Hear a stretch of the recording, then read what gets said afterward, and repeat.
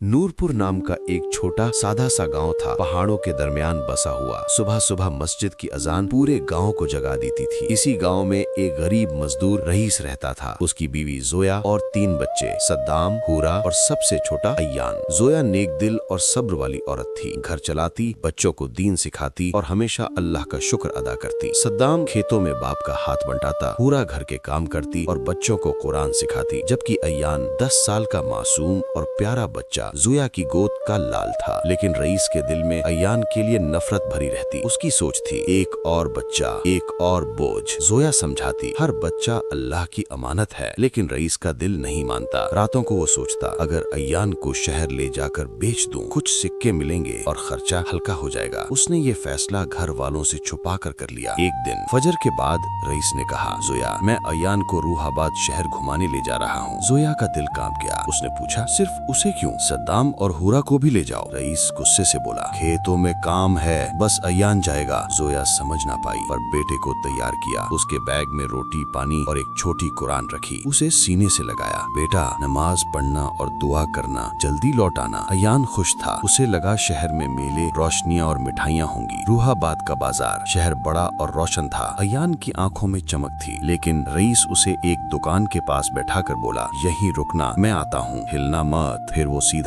उस बाजार में गया जहाँ गुलाम बेचे जाते थे। एक ताजिर ने पूछा, लड़का बेचना है, कितने पैसे? रईस ने ठंडे दिल से कहा, ये मेरा बेटा है, पर बोझ है, कुछ सिक्के दे दो। कुछ ही पलों में अय्यान को पकड़ लिया गया। अय्यान चीखा, अब्बू मुझे मत छोड़ो, अम्मी के पास चलो। लेकिन रईस बिना पीछे देखे पैसे लेकर गांव की ओर चल पड़ा। घर में मातम। रात को जब वो घर पहुंचा, जोया दौड़कर बोली, अय्यान कहाँ है? रईस झूठ बोलने लगा, वो बाजार में खो गया, मैंने बहुत ढूंढा। जोया फूट फूट कर गिर पड़ी। सद्दाम बाप का कॉलर पकड़ बोला, अब्बू सच बताओ। लेकिन रईस का दिल नहीं पसीजा। जोया हर नमाज में दुआ करती, या अल्लाह मेरे अय्यान को हिफाजत में रख। अय्यान बिक चुका था। रूहाबाद के अमीर और दयालु सरदार सैफ ने उसे खरीदा। सरदार सैफ इस्लामी उसूलों पर चलने वाला दयालु इंसान था। उसके घर में बीवी बेगम रानिया और 10 साल की बेटी लीना। महल बहुत बड़ा था, लेकिन अय्यान का दिल सहमा हुआ था। वो रोते हुए बोला, मुझे अम्मी के पास जाना है। सरदार सैफ ने उसके सिर पर हाथ रखा, बेटा सब्र करो, अल्लाह